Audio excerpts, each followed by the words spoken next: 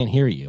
You're listening to the PT Pintcast, where smart people in healthcare come to make noise.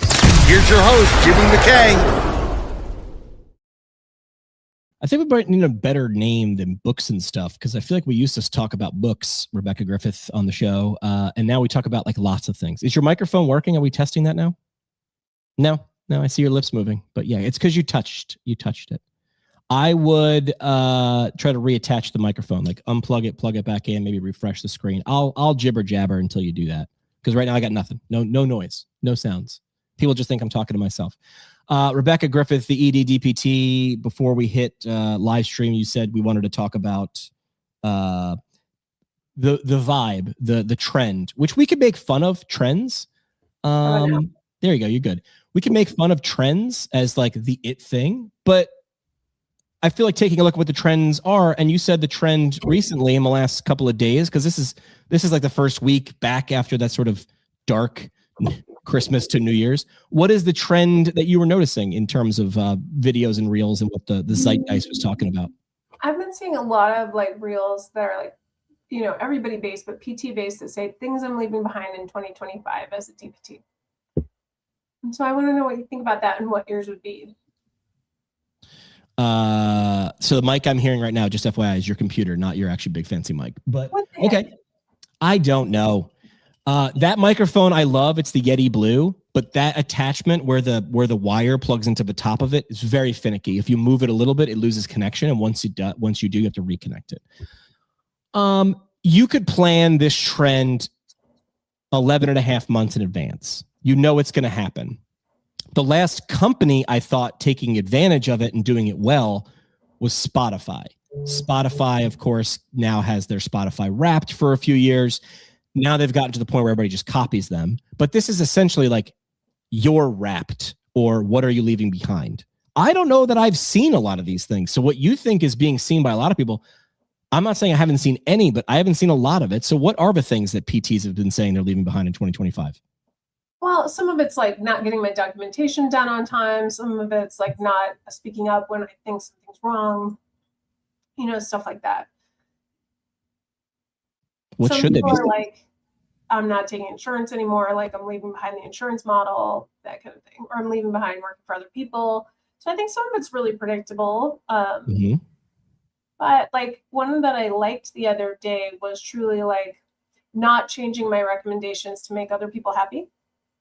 Meaning what? What are recommendations? This is an acute care therapist. So it was like truly like not changing my discharge plan and my discharge recommendation because case management doesn't like it, because the admin doesn't like it, because the patient doesn't like it, but like staying true to like their clinical judgment, which I can appreciate that. But at the same time, is it patient-centered if there are reasons why that discharge plan doesn't work? So I don't know. I think there's some nuance missing there, but I also think we've got to like lean into being doctors a little bit more. I've said to people, I mean, people have come to me for marketing. People have come to me for content create. How do I essentially attention? How do I get the best attention from the people I'm looking to get attention from? And I've given a plan. And then they've said, we don't think that plan is what we need to do. We need to do this. And I'm like, my answer isn't changing just because you don't like it. And I'm sure there's a nicer way I can say it. Jamie Brindle is sort of a coach of freelancers. Doesn't really matter what you're a freelancer in. Because the same conversation happens whether you're doing graphic design or discharge planning, which is you ask me a question based on a set of criteria for success. I analyzed that and gave you an answer, and you said I didn't like that, and I'd say I need to understand we can change the scope, but if you want to optimize for success, what you defined as success before we started, we will, in my assessment, we will not reach success if we don't do all of these things. Yes. Now we can stretch them out over time. But I also think there is this like concept with acute care therapists and ED therapists for sure, where it's like, we want the discharge plan to be perfect. And based on that set of criteria, our best clinical judgment in an ideal world, this is what that would be. Right. But I think a lot of times we fail to take into account what reality is. Reality is this patient won't have 24-hour supervision. This patient doesn't have health insurance. This patient can't get a custom wheelchair. So we can make this Santa Claus recommendation, but at the same time, an unrealistic discharge plan is a useless discharge plan. So I think to a certain extent, we're not taking the full criteria into consideration. So are you saying, this is how I felt, I'm not gonna put words in your mouth. It sort of felt like this fake little dance. Like, you need me to say this because insurance this, so therefore I'm going to change my answer based on, so it's like, who am I answering for and to, right? Yeah, and that's payer-centered healthcare for sure. Right. But we also have to keep the patient at the center of what we're doing. So sometimes the patient disagrees with the discharge plan, and that's fine. So I'm not saying change your discharge plan. I'm saying you can advocate for your discharge plan. But if it's unrealistic, then you do have to make some adaptations. And if it's not the discharge plan the patient wants, sometimes that doesn't matter, right? Like sometimes patients just don't want to leave the hospital, even though they're medically ready, they have everything in place, they just don't want to go. And that may be a confidence issue. You've got to look at what that resistance is. But, you know, realistically, if the patient, for example, doesn't want to go to rehab, you can't force them to do that. You can't force your plan on other people. So I think just taking all of those components and then like getting on the hill to die, but making sure you're being realistic and considering all the factors. Is this where motivational interviewing comes in? Like if you say what does success look like to a patient, and they say it looks like X, and you say based on what I see now and where you want to go, the answer is A and B and C, and they say I'm not going to do any of those, I'm not going to do most of those. Is now the next step motivational? Okay, I understand that, and thank you for being honest and realistic.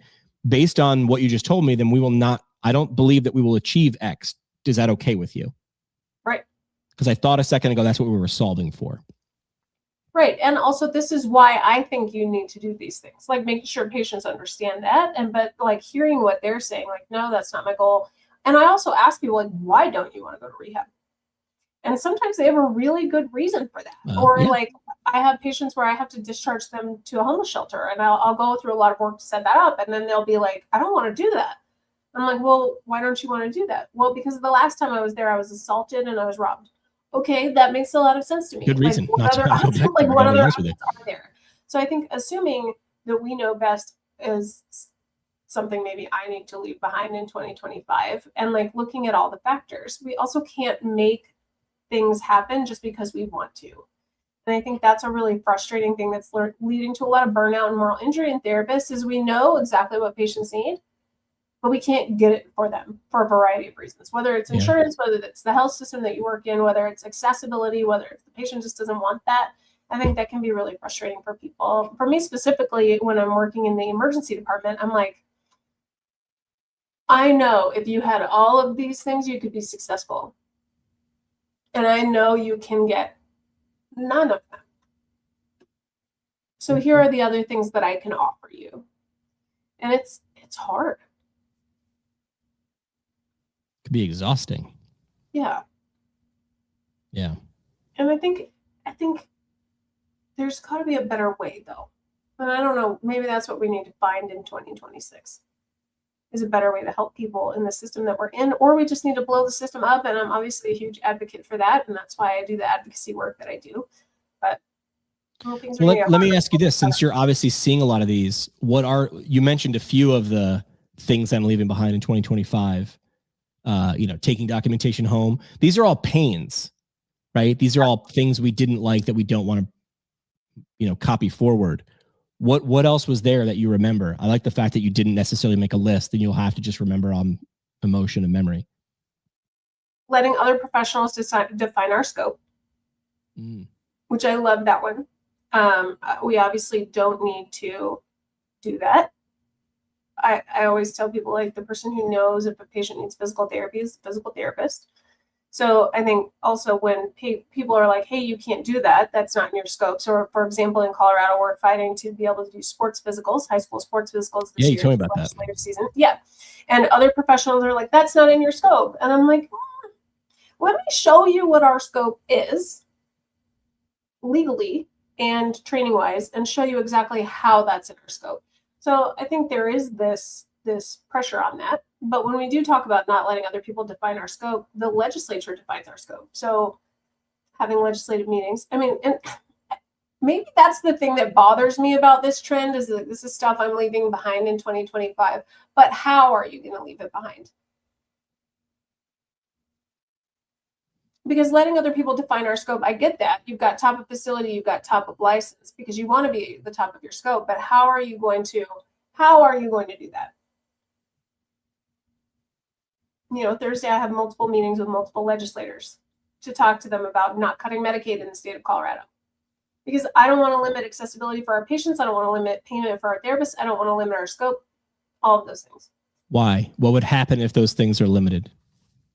So with this Medicaid cut specifically, yeah, clinics are going to close. Why does that matter? Why is that a bad thing? Because patients won't have access to therapy. Why is that a bad thing? They'll decrease function and overall health. Why is that a bad thing? They won't be able to contribute to society. They won't be able to live a meaningful life. I would lead with that.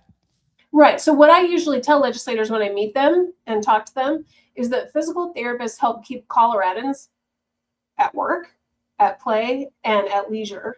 I was doing the exercise we just did with Emily. She's the APTA Montana Emily. Yeah. Herndon. What's her last name? Herndon. I thought it was Herndon. I don't want to guess. And and hopefully at the end of the little, because I was in her comments section, she was doing something similar. I can't remember what the issue was in Montana. Mm-hmm. And she wrote a very well written press release on LinkedIn. And I came in I always say, I act like a petulant 6-year-old. What's that?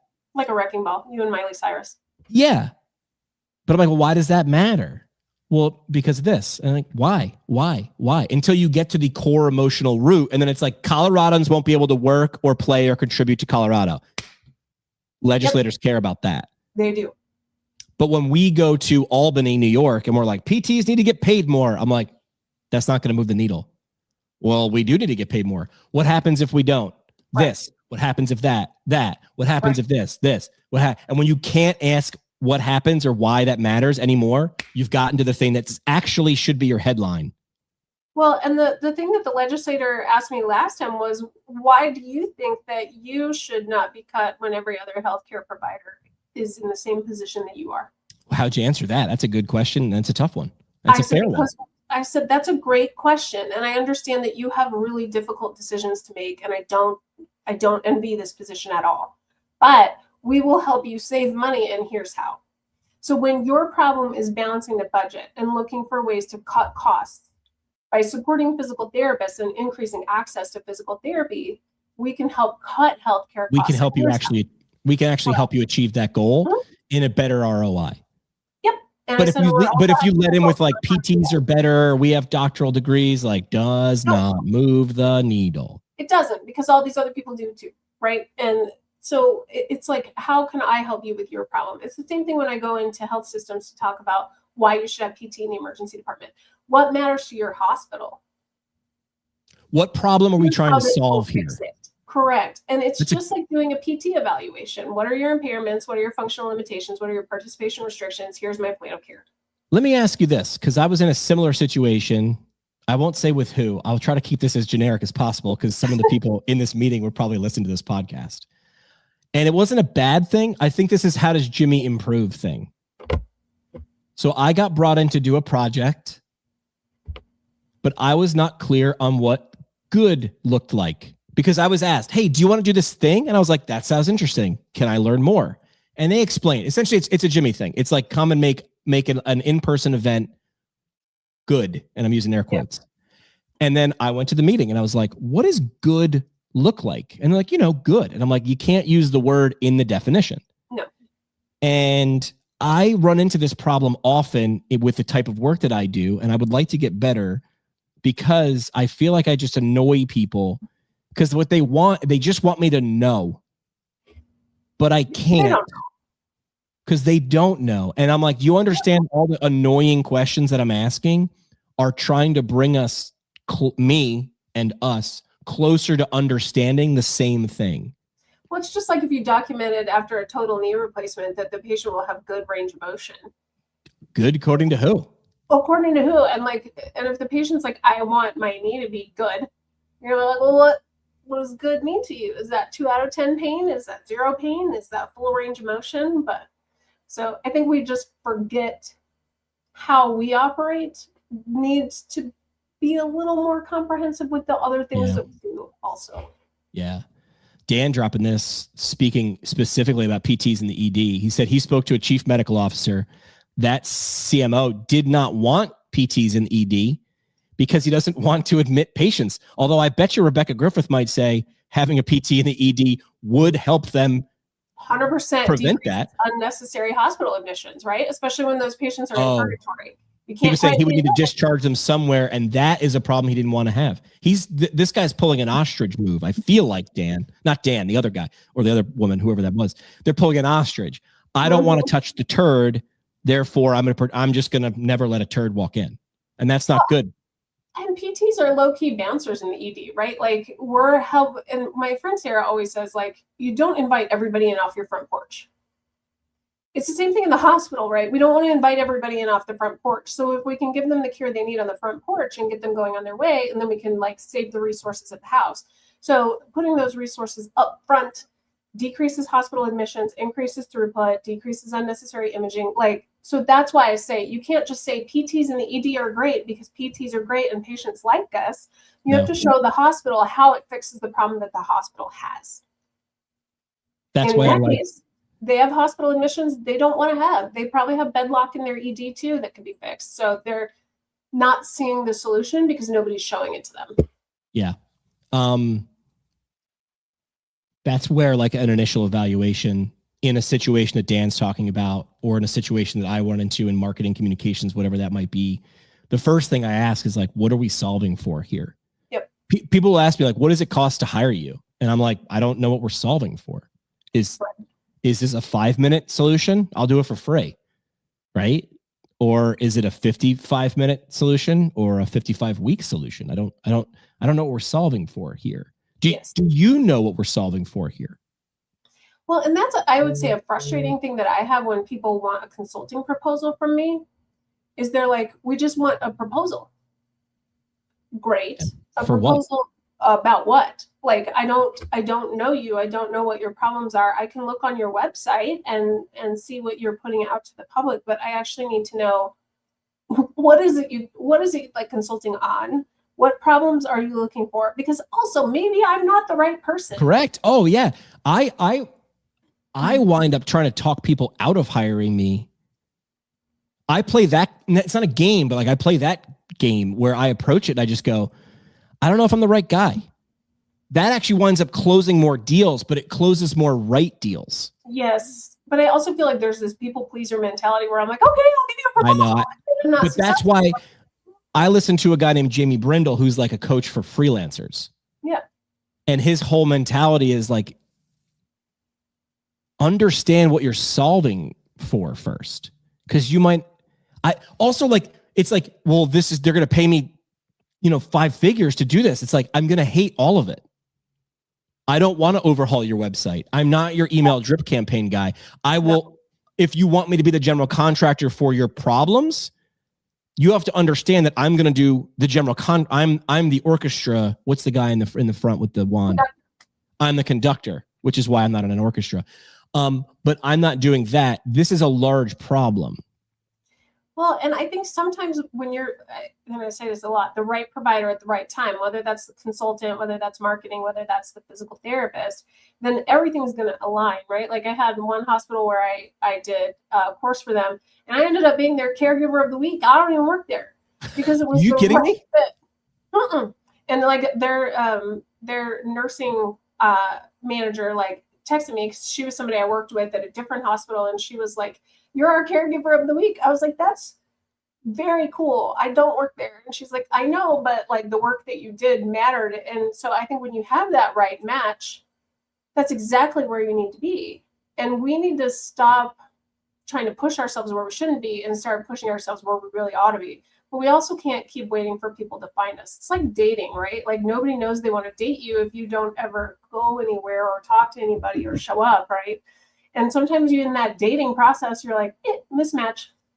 But also, if you walk into a dating situation, and I've told this story before, freshman and sophomore year of college, Jimmy got a lot of first dates because I had no problem failing. I had no problem asking, but not a lot of second dates, and I couldn't figure out why. Because on the first date, I talked about how I was the class treasurer, and I was playing on the hockey team, and I was so funny, and how many friends I had. I talked about me the whole damn time. No second dates, and everybody laughs at that. And they go, of course you're not going to get a second date. And then I go, I just looked at your marketing. All your stuff that you do externally, it's all about you. And you wonder why no one wants to step closer. Junior and senior year, I started asking about them. You can ask questions in content where the other person isn't there. Yes. You can show them. I ask one of the greatest questions I ask. I've got an event on Saturday at APTA New Jersey. It's like a student conclave. And my first question is here, because it's all students. I know who they are generally. They're like stem cells, right? My first question on Saturday is, how many of you here are training to be in show business? Show of hands. Nobody raises their hand. And I go, so you're just going to tell people how to do exercises? You're never going to show them? Well, that's not fair. So you're just going to tell them. You're just going to sit still and tell them. You're never going to show them what a future looks like if they do the things that you say. That seems lazy. Yeah. Me saying these things was ridiculous 3 to 5 years ago, and now it's not. I used to have to really convince people that, I'm using air quotes, creating a content or storytelling was important. Now I'm sure if you pulled the statistics on LinkedIn, how many people have the words storyteller in their bios is up 4 billion%. And it's like the thing of, it's the cliche, it's the thing of the week right now, right? In the future, when you can generate infinite amount of ideas and have access to infinite information, the superpower is the ability to transfer that from human to human. Sorry, it is. Now the comms majors are laughing at everybody else. Ha! Right. If you're good at it and you can convince people to hire you to let you do it how you see fit. Now we're full circle back to, you said the problem is X. I say the answer is ABC. You say, I don't want to do that. I say, well, then we're not going to get X. Well, and we are so awful to patients when they don't do what we tell them to do. I see so many, that's another real trend that I really wish would go away, is PTs punching down on their patients and making reels, making fun of their patients. That makes me insane. So if we could leave that in 2025, that would be great. But I'll see these reels that'll be the PT says, you should do these things. And then, did you do your things? And the patient's like, no. And ha, ha, ha. But we're the same way. Just what you're talking about now, you're like, here's your home exercise program. And the place is like, no, I don't think that works. Then why did you come to see me? And we're so judgy about that with our patients. So I think we need to be more open about all of those things. It's just like when you hire a consultant and they give you their expertise and you're like, nah, bro. And I'm like, okay, well, keep doing it the way you were doing it. Here's my experience of being a consultant, my limited experience of being a consultant. I was so excited. I'm going to come here. I'm going to dive into all these things, all these problems, and I'm going to give you a plan, and then we're going to walk through the plan together and solve it. And then I realized it's the same damn thing.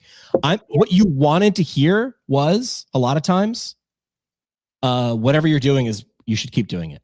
Right. Which is little to nothing. But I'm going to show you how to paint the logo blue instead of red, and that's going to change everything. And I'm like, it's not. Well, this is going to require push-ups. One of the other things on one of these reels was that we needed to stop gatekeeping knowledge and mentor more.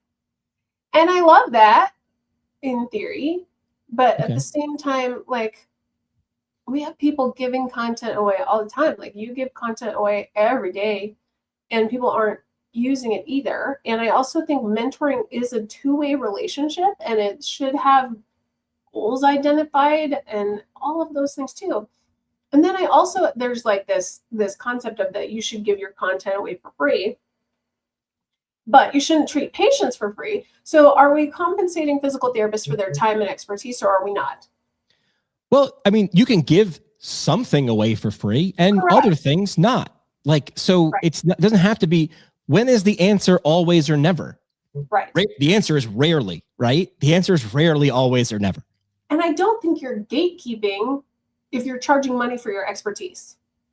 Most of the time, successful consulting relationships I've had is they sort of already understand. Like I tell people in the room in the beginning, like if Dan, if he's still watching, if we come into the C-suite, most of the people know what the problem is. Right. Very rarely does a contractor walk in and you're like, I got water leaking. And you're like, all right, well, we kind of know it's a pipe burst, right? What are we going to do about that? They just don't want to do it. So you're like, you're not paying me to do it. You're paying me so you don't have to do it. Right. Like it was very simple for me to see when my neighbor started hiring a lawn company. I've lived in this house for 3 years. This guy has a 0-turn lawnmower and he whips around his yard. Now, I'm not close to my neighbor. I wish I was. He's not a talker. I've tried to talk to him several times, but that's okay. He probably closes his garage when he sees you coming. He probably does. Dan's still there. So Dan, I'm going to tell a parallel story about my neighbor and you tell me if I'm right or wrong, because he works with he's growing a large organization in the Northeast. My neighbor has a 0-turn. And then all of a sudden I'm sitting here. I can look right at that window and I see this whole squad of lawn care people. And I'm like, oh man, I don't know what happened. Maybe he's just at that age. Maybe he's just like at that financial level where he's like, screw that. I want to be doing whatever. Here was the eye-opening epiphany for me. He didn't pay someone to mow his lawn. He paid someone so he didn't have to have his lawn mowed. Now, here's the advantage and the problem in patient care. I can't pay Rebecca to do push-ups for me if I want bigger triceps. Right. I can't do it. That's what bothered me is I kept in a clinic. I was like, I see the problem and the path to a solution very clearly. And it killed me personally with my personality when people would come back week over week and be like, I didn't do it. And I'm like, and my personality is like, I would just close the laptop and be like, then what are we doing here? Like that was my personality. Now I went to peds and everything changed because they were just like, is it fun? No, then that's a failure on me as the provider. Is it fun? Yes, they'll do it. Well, and I think too, when you're working with patients at that stage, you're like, this is what I can offer you.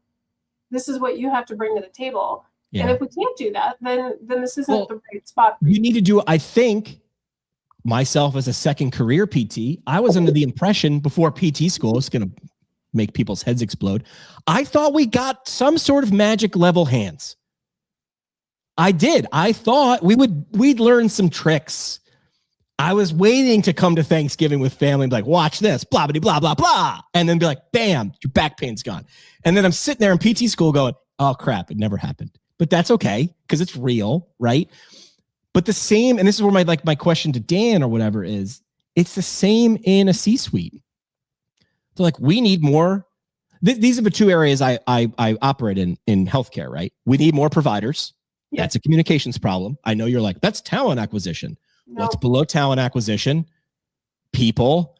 You need people to understand. Do you know how many times I slide into people's comment sections on LinkedIn when it's a clear repost of a job post? Do you see me doing this? Yes, and since you mentioned it last time, I've been watching these posts. And it doesn't go well. No. I'm okay with it because the other people watch. So let's play this out. Rebecca, you're hiring at XYZ Physical Therapy in Colorado. And your job post is one sentence and it says what? Now hiring. Know someone? Hiring. Yeah. And I just go, and I go into comments and I go, why is working there different than any other clinic in your town? And then the person is like offended. I can smell it through LinkedIn. I'm okay with it. They'll be like, why don't we set up a phone call and talk about it? I'm like, why would I give you 48 seconds on the phone if you can't even get my attention? Now, keep in mind, I'm not applying for a clinical job. What I'm trying to do is show in public that you've given no people a reason to take 1/4 of a step forward. Yeah. So the two areas I work in are talent acquisition, but I don't call it talent acquisition. I call it, I'm in the attention department. I'm never applying for a job in the marketing department again. I don't want to come run your comms department either. I am in the attention department because that's actually what you need. Oh, what do we need over here? We need new patients for this zip code with these 3 clinics. What do we need? Marketing. No, you don't. What do you need? Attention. How do we get that? Don't know the area or what you're actually good at yet. It's not marketing. It's not talent acquisition. It's not communications. It's not paid or organic. It's not reels or TikToks. You need attention. Did you just say TikToks? Yes.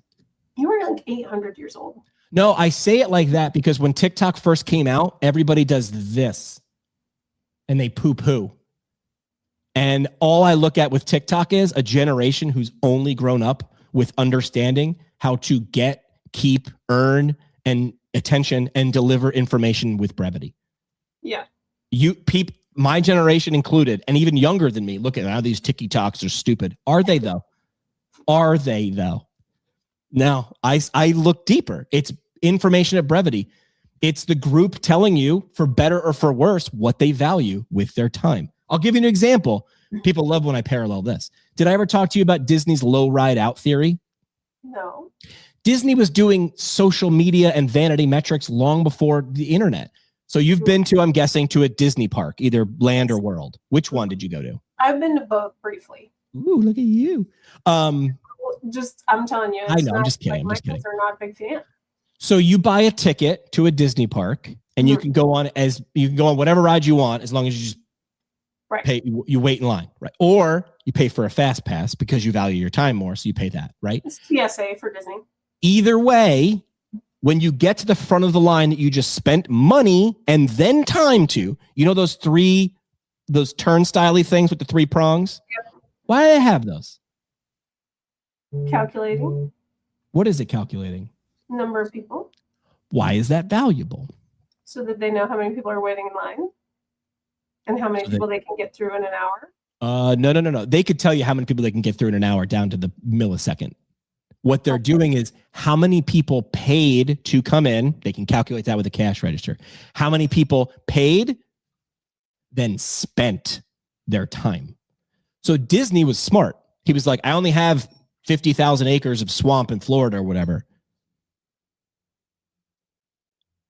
If I have teacups and teacups gets the lowest amount of turnstile spins, it means people cared about it the least. You're going to get different information if they fill out a card because nostalgically, teacups and Magic Mountain are nostalgia. Yeah. But if they're not riding it, the only way for Disney to bring in a new ride, if he has limited real estate, is to remove a ride. How does he pick which one? He lets the audience decide. He lets them decide with their time. He does not ask them. I think you're going to get an argument from physical therapists that say how I am in real is not going to be reflective of how I provide patient care. So how would you apply that? Okay. Explain that again. Say that again. Okay, so you're going to have somebody who's listening to you and be like, Jimmy, I don't care about any of that. I don't care about the social media stuff. I just want to provide good patient care. So provide good patient care.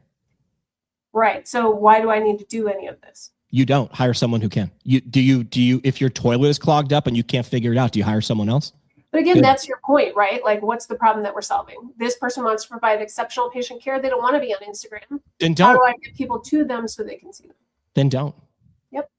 But you will pay for it then. And that's okay, because if you're hiring someone to do that and you're paying them X but not getting back X plus Y, don't work with them anymore. But don't tell me it's broken. Don't try something once and then be like, it's broken. I'll go, okay, well, I went to PT once, doesn't work. Well, of course not. Of course. What kind of a provider? And then did you? Oh, we're so quick to defend that. You cannot speak out of both sides of your mouth. It doesn't work. Help me understand what it looked like the first time you did that. There was someone today who was like, and the numbers don't matter. There was someone today who said, and I may or may not agree with them, but of course I'm going to poke. If you're spending $3,000 a month on your clinic ads with a marketing company, essentially I pay Rebecca, here's $3,000, Rebecca, per month. You're going to run ads just on Facebook for me. But then I say, hey, Rebecca, how much of that money is Rebecca's money and how much of that money is actually going to the ads? Right. And this person was like, if you're spending $3,000 a month and $1,500 going to Rebecca and $1,500 is actually going to the ad spend, stop doing that. And I go, what if the outcome is so fucking good? What if you're making 10 grand off that? Well, so you didn't. again, we need to compensate people for their time and expertise. I said, listen, dude, I hired Rebecca to fix my toilet. The parts were $100 and she charged me $500. I go, can you take a dump?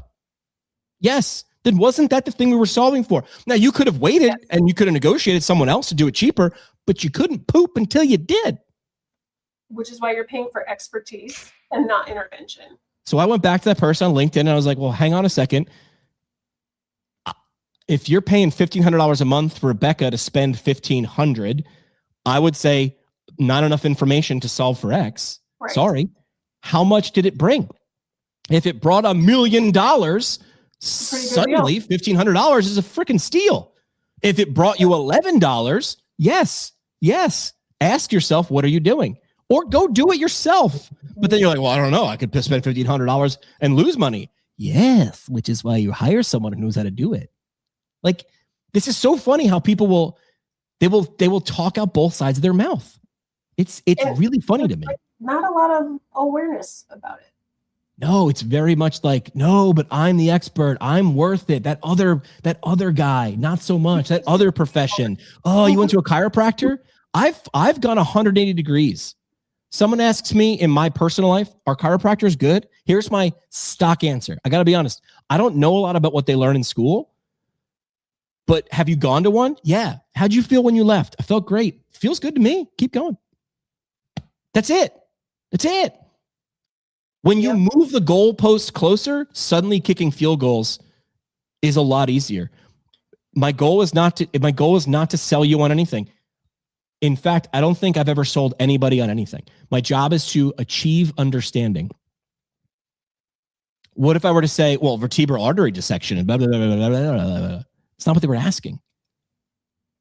That's like on the first date being like, you have 3 choices if you meet a girl at a bar. I can stand there and talk about me. I can stand there and talk about the other guy who's been hitting on you all night. Or I could talk about you. Which one do you think is going to lead to a phone number? Best odds. I got to be honest, I'm going with option 3. We don't do that. We talk crap about the other guy. We inflate ourselves and we wonder why people don't move closer and they only move further away. Right. And it goes back to motivational interviewing for your patients too. Now, doing this in person, 1-to-1 would be exhausting. Is there a way, Rebecca, we could do this on the interwebs at scale? I would say yes. I would say that is the best way in 2026 to reach the most amount of people. Wait. In the best manner. Simple, not easy, which is in fact why you hire someone, not necessarily me. It's not a pitch. Get someone who's good at it, likes doing it, will show up with a good attitude to learn and do it better every day. And that is my friend who I would hire to work in the attention department right next to me. That's right. So say you have somebody who's just like a clinician, they can't hire anybody, or they want to start their own social media, they want to start their own Instagram. Hold on. No, not yet. Don't you dare tell me an intervention before I know what the problem is. So let's go back to you're starting with who? You start with who? Good, they're at me. Good. It's my New Year's resolution. I want to start social media. I want to be a PT influencer. Got it. What would you tell that person? How would you help that person start? Yeah. Why do you want to do that? This fictitious person just thinks it looks fun. Make it real. Looks fun? Well, yeah. So I don't know. Grab a phone. What have you seen online outside of your profession that you're like, I'd like to do something like that. I'd like to do one of those videos where I'm on camera and there's a thing behind me and I'm commenting on it. Okay, great. Do that. Have you done it yet? Cost you $0. You could probably Google how to do that in the next 4.5 seconds and do it. Have you done it? Do it. The barrier to entry is it's not low. It's below the floor. The barrier to entry is below the floor. Well, and I don't even think it's that. I think for a lot of people, it's just like this fear of getting started. And now we're talking about psychology.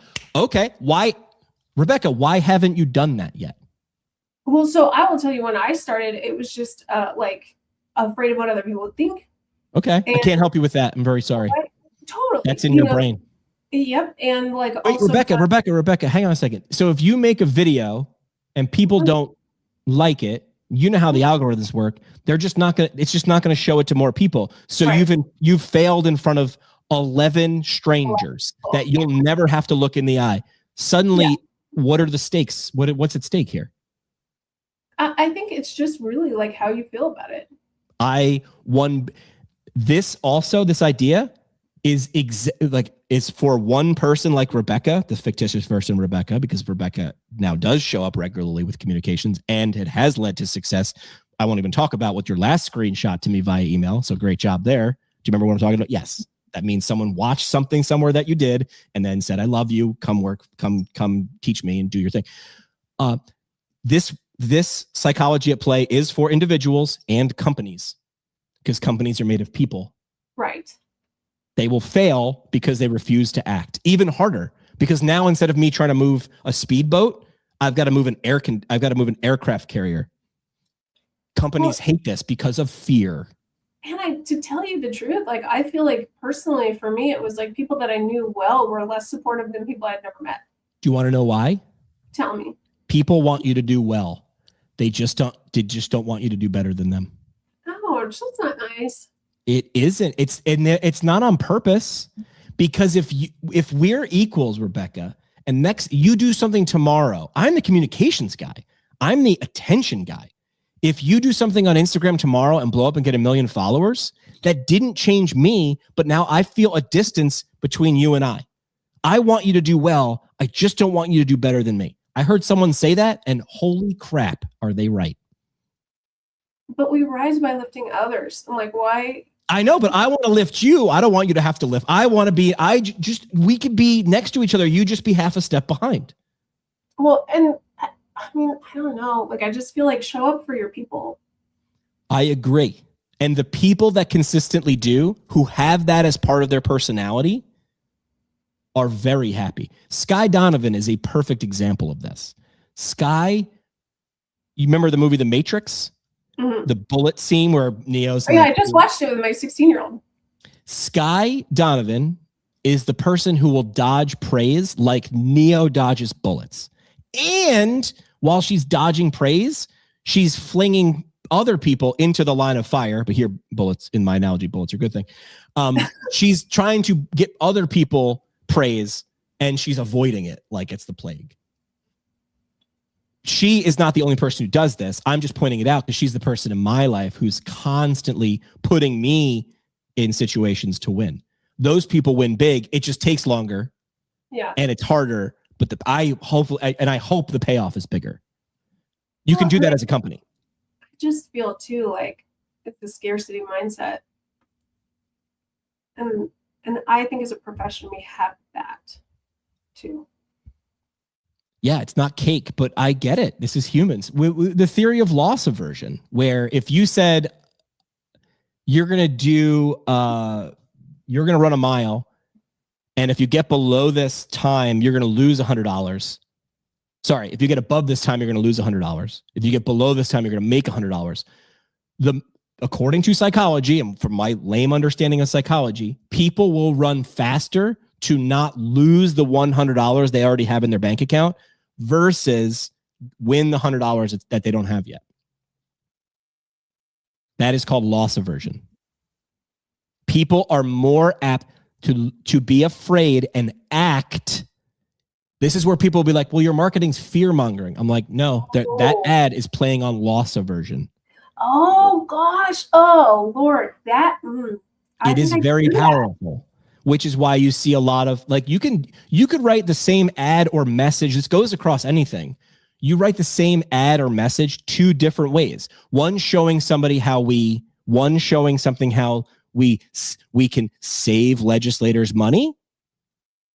Well, I will bring you money or prevent loss. The prevent loss angle works better because we're big dumb animals and loss aversion is a thing.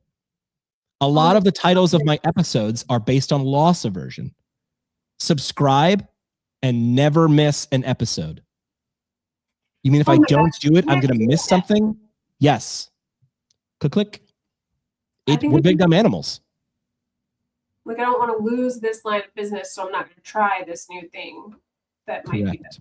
Oh. Loss aversion is terribly powerful. It's never taught to us.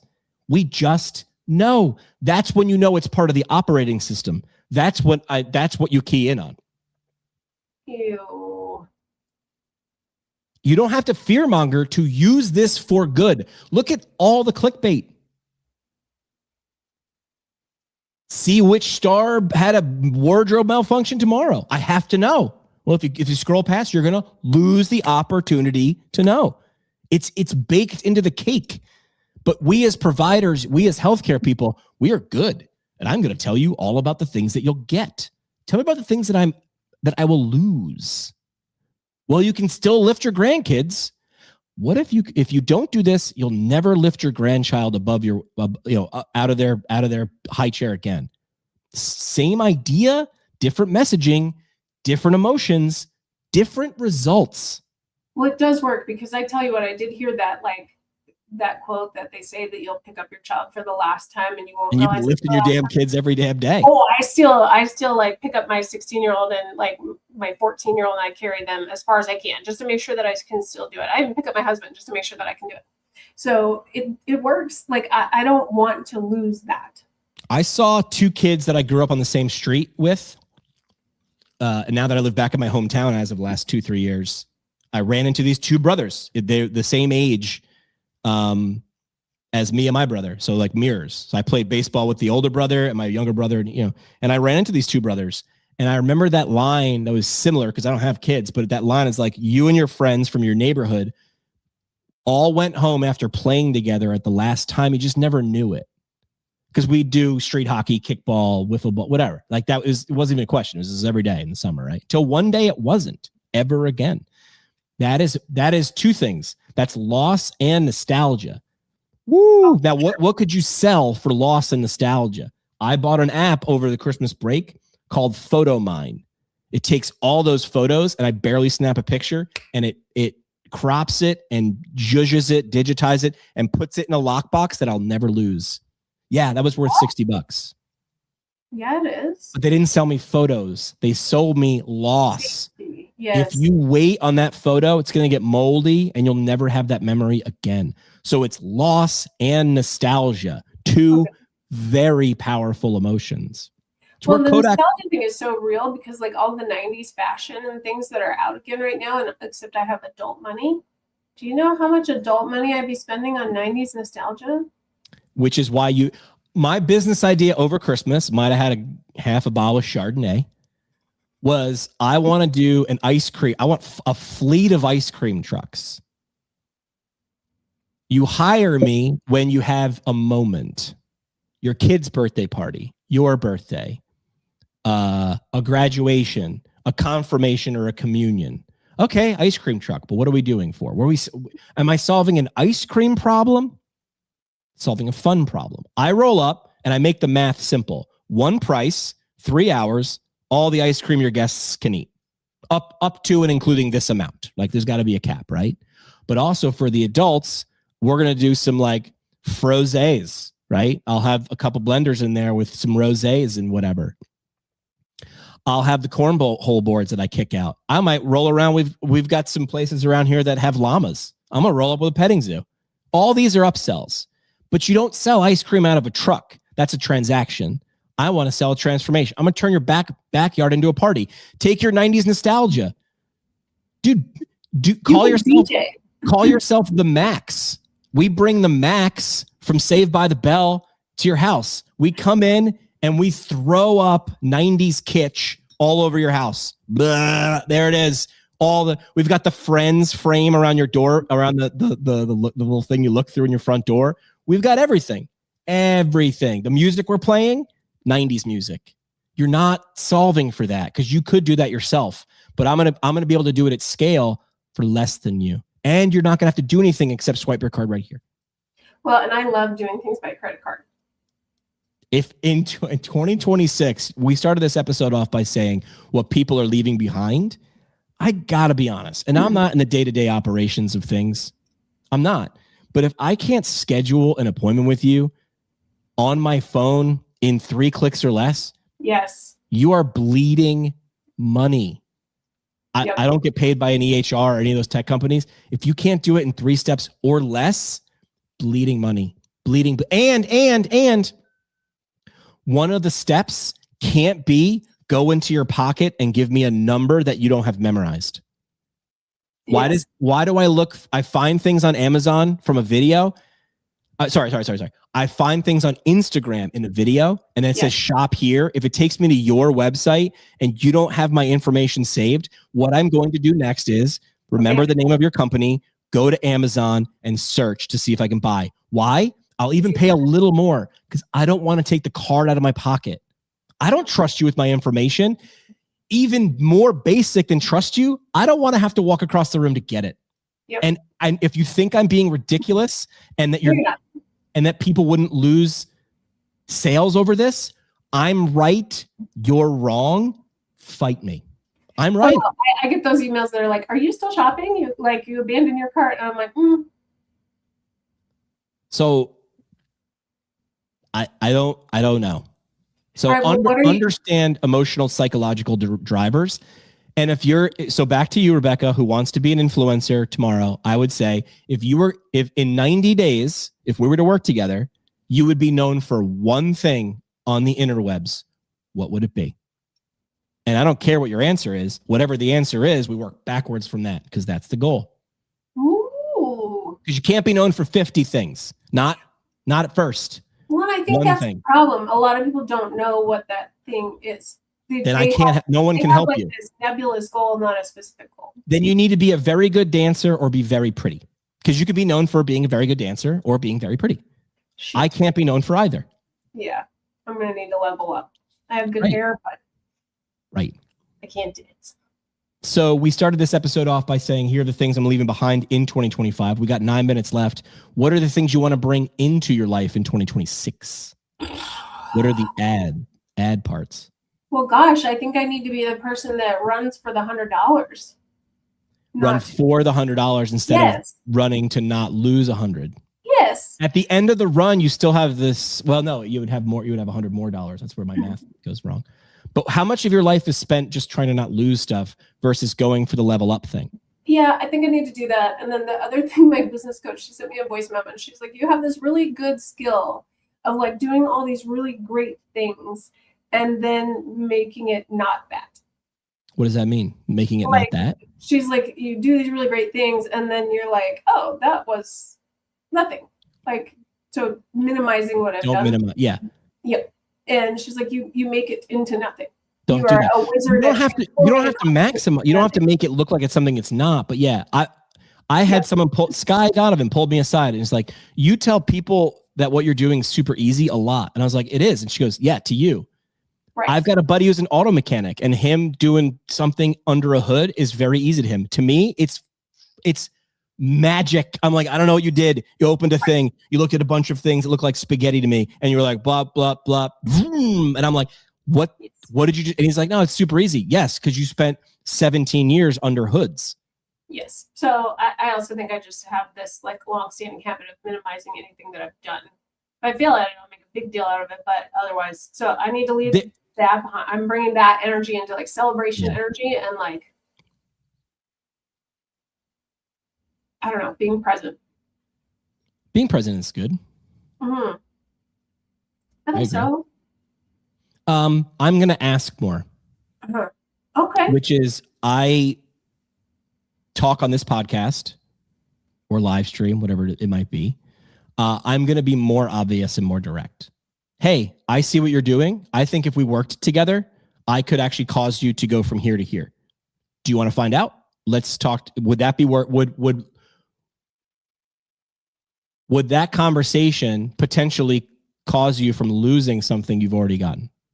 Why lose momentum? 30 minutes? I might be completely wrong for this. I might be wrong. But what if I'm not? And you didn't, would that be worth 30 minutes to potentially not lose a successful idea? And I've got a lot of conversations. I've been doing that for the last few weeks. I've just decided to go on offense and not defense. There it is. That's the answer. I said this 2 years ago. And I'm pretty sure I said it because I heard someone else say a better version of it, which is innovators play offense, not defense. Yes. You cannot innovate. You cannot defend your way to innovation. That's like shoveling. It's like trying to save your beach house by just going into the ocean and taking the sand and bringing it back up the hill. I'm like, you got to go way out into the ocean. You got to bring something else in. Innovators play offense, not defense. So I'm not going to wait for someone to spot and recognize my brilliance. I don't think I have anything that's necessarily specialer for the next person. I'm going to come show you how me plus you equals better than just you. But could we talk about how that's like an amazing analogy for the physical therapy profession? Because we keep saying people don't know what we do. I'm going to stop waiting for people to come find me and show them what I'm good at. Are you in the tell business or or are you in show business? I got to be honest. Can we be in both? You got to show me before I'll ever listen to you. Yeah. You got to show before you tell. If you think about show and tell when you were in kindergarten and you brought show and tell thing, and if you just held your like little mud ball up in front of people and you showed them the mud ball, but you didn't give them any context as to why this was the most amazing mud pie on the history of mud pies. But telling them without the mud ball, it's boring. Why do kids, if I flew to your house, your kids might be too old, but like you were like, this is my friend Jimmy, like for some reason, like 5 to 9-year-olds are like, do you want to see my room? Well, yeah, why don't you just tell me about your room from here? Oh, it's a room. Let me take a guess. It's got a bed and a desk and some stuff on the wall. They want to show you. Why? Because you learn faster that way. Tell me a story is one thing, but like really show me the story. Like, you could just read the book, or when you do the voices, there's a difference between telling and showing. I'm sorry, there just is. Yeah, the voices are always better. Tell me a story is boring. But when you can put depth to it, if it was just about the words on the paper, that's a miss. It's about when Tolkien describes what Middle Earth looks like that guy was nuts. Like, he had backstories of characters you barely ran into. But that's why he created an entire world of stuff. Yeah, I never made it through any of that. That's okay. What was your deep thing? What's like Stranger Things? I just finished The West Wing. That's a story. Yeah. Yeah. All right. Parting shot. What do you got? I think you have to go first today. Parting shot is I'm going to go on offense. I think innovators play offense. I'm not going to wait around. In 2026, you'll like this too. I bought a calendar. I talked about this on my last episode. Yeah. I bought this. It's called the Big Ass Calendar. It's quite literally just a big dry erase calendar. But I'm very visual. And if I write it down, now I've got to work backwards from now to then to get it done. So I'm going to do another triathlon this year. I have been sitting on the bench for a couple years. Fuck that. I'm a triathlete. It's part of my identity. So this sort of calendar is a $44 purchase. It's not, but if I use it, it's a tool to get something way more money, worth way more than a $44 calendar. So innovators play offense is my parting shot. Okay, I think mine is that I am going to just go for it. Like, what is 2026, we're going for it. What's it? How do we know when we've got there? I just think whatever it is. Like, because I saw a thing that was like, if you can't get out of it, get into it. I'm going to get into it. Whatever it is, I'm going to get into it. All right. If people want to reach you? The EDDPT on all socials or eddpt.com. All right, kids. We'll have a better name for the live stream. Recurring. I feel like books and stuff. We can talk about a book. So I feel like talking about stuff. Maybe stuff is actually, it's more ambiguous, but it's more interesting. Stuff and things. All right. We'll workshop it. Rebecca Griffith, the EDDPT. We'll talk again next. That's it for this one. But we're just getting warmed up. Smash follow, send it to a friend, or crank up the next episode. Want to go deeper? Hit us at ptpintcast.com. Or find us on YouTube and socials at PT Pintcast. And legally, none of this was advice. It's for entertainment purposes only. See, Keith, we read the script. Happy now?